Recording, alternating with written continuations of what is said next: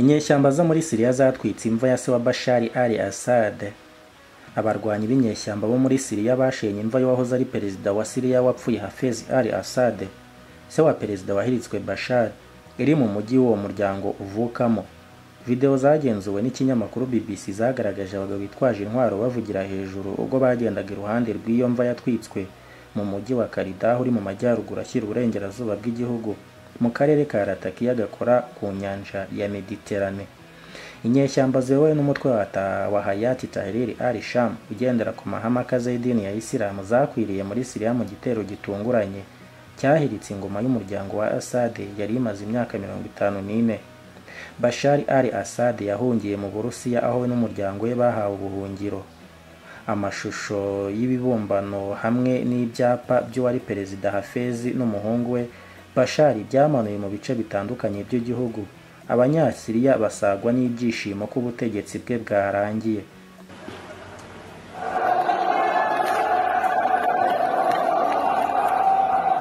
Allahu akbar, ittiham qabr al-maqbur المجرم الطاغوت الدكتاتور حافظ الأسد لعنه الله. الله أكبر.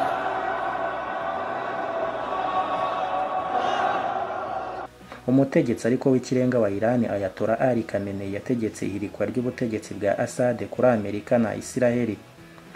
Umutegetsi w'ikirenga wa Iran Ayatollah Ali Khamenei yegetse ihirikwa ry'ubutegetsi bwa Assad kuri Amerika ndetse na Israeli hamwe no ku gihugu cy'igituranye atashatse kuvuga izina.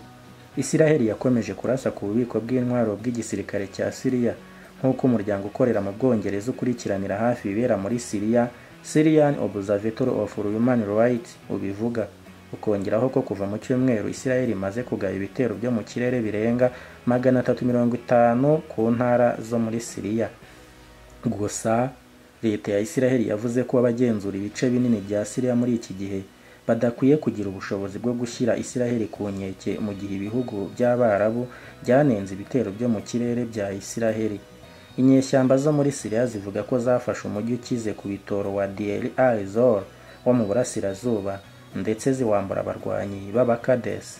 Mu mwaka wa 2011 Bashar al-Assad yaburijemo mu bugome imyivumbagatanyo yo mu mahoro y'ababangamiraga demokarasi biteza intambara hagati y'Abanyasiriya yiciwemo abantu barenga 50,000 naho abandi miliyoni 12 barahunga. Hafez al-Assad yategetse Syria nta muhwe guhera mu mwaka wa 1971 kugeza mu mwaka wa 2000 ubwo yapfaga, ubutegetsi bugahabwa umuhungu we. Yavukiye ndetse arererwa mu muryango w'aba Alawites, ishami ry'abayisilamu b'abashia by'abanyamuke muri Syria. Abaturage bo muri ubwo bwoko bakaba biganje mu ntara ya Latakia hafi y'umupaka Syria ihana na Turikiya. Abalewitesi benshi bagize hafi 10% by'abaturage bose ba Syria bari bashyigikiye bikomeye ba Assad bombi mu gihe kirekire bamaze ku butegetsi. Bamwe muri abo ubu bafite ubwoba ko bashobora kwibasirwa n'inyeshyamba zafashe ubutegetsi kuri ubu. Gusa ku wa mbere intumwa z'inyeshyamba zirimo n'abo mu mutwe wa Hayat Tahrir al-Sham n'abo mu wundi mutwe w'abayisilamu b'abasuni witwa Free Syrian Army bahuye n'abasheshe akanguhe wo mu mujyi wa Karidah. Aba bavuga ko babashyigikiye nk'uko ibiro ntaramakuru Reuters byabitangaje. Intumwa z'inyeshyamba zashyize umukono ku nyandiko Reuters yatangaje ko ishimangira ubudasa bw'amadini n'imico byo muri Syria. Umutwe wa Hayat Tahrir al-Sham n'imitwe y'inyeshyamba ifatanije nawo yafashe umurwa mukuru Damascus wa Syria ku cyumweru nyuma y'imyaka 13 y'intambara. Ubu Mohammed al-Jurani umukuru wa Hayat Tahrir al-Sham ubu yatangiye gukoresha izina rye rya nyaryo rya Ahmed al-Shara yahoze agendera ku mahame akaze yitirira idini ya Isilamu. Akaba yaracanye umubano na Al-Qaeda mu mwaka wa 2016 ndetse aherutse gusezeranya ubworoherane hagati y'amadini n'amoko atandukanye muri leta ya Syria.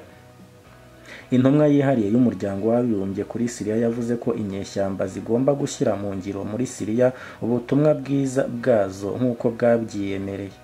Hagati aho Minisitiri w'Ububanyi n'Amahanga wa Amerika yavuze ko Amerika izemera ndetse igashyigikira byuzuye leta ya Syria yo mu gihe kiri imbere, igihe cyose izagaragara ko igezweho binyuze mu buryo bwo kwizerwa buhuriwemo na bose kandi bwubaha buri wese nta kibazo gihari.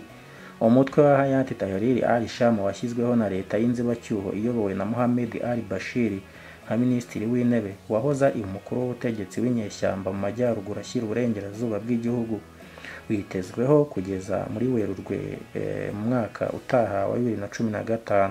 Kuwa kabiri, Bashir yayoboye inama i Damascus yitabiriwe n'abagize leta nshya n'abahoze muri leta ya Assad, baganira ku guhererekanya inshingano n'inzego. Yavuze ko kandi igihe kigeze kugira ngo abaturage baryoherwe n'umutekano n'ituze nyuma y'ubutegetsi bwa Assad bwari bwarazengereje abanyasiriya. I Damascus, abanyamakuru ba BBC bakomeje kubona ibimenyetso ko ubuzima bwatangiye kongera kuba ubusanzwe, abantu bakaba barimo gusubira mu mirimo n'amaduka akaba arimo gufungurwa. Jur Insan ukora mu iduka ricuruza shokora ryaho mu murwa mukuru yabwiye ikinyamakuru BBC ko yashoboye gufungura iduka nta bwoba. Yongeraho ko yabonye impinduka nziza mu bakiriya bagana iryo duka rye ricuruza shokora. Yavuze ko bongeye gufungura nta bwoba kuko abantu babaha serivisi ubu ntibarimo kubatera ubwoba cyangwa se kubashyiraho igitutu. Mbere buri muntu wese wazaga kubagurira yabaga ahagarariye generali cyangwa minisitiri w'ubuyoboke bw'ubutegetsi bwa Assad, ariko ubu Imana ishimwe ko bari gucuruza amaduka akaba afunguye.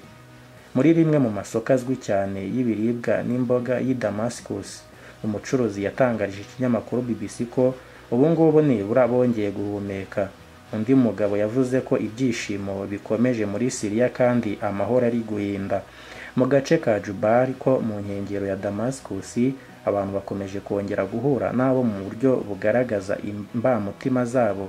Muri aka gace kahoze ari indiri y'abatavuga rumwe n'ubutegetsi bwa Assad kashenwe ku kigero kirenga 90%. Monowar al-Kahef n'umugabo we Muhammad bahagurutse bwa mbere nyuma y'imyaka 12 yari ishize. Bombi barize ubwo babonaga ukuntu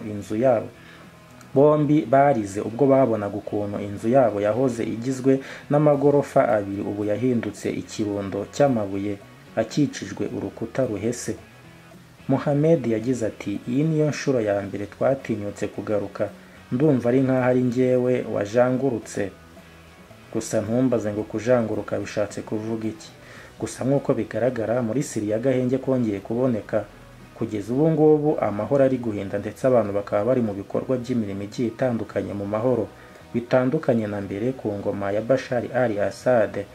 Reka twifurize Syria gukomeza kuba mu mahoro no kurangwa n'ubutegetsi buhamye kandi butavangura.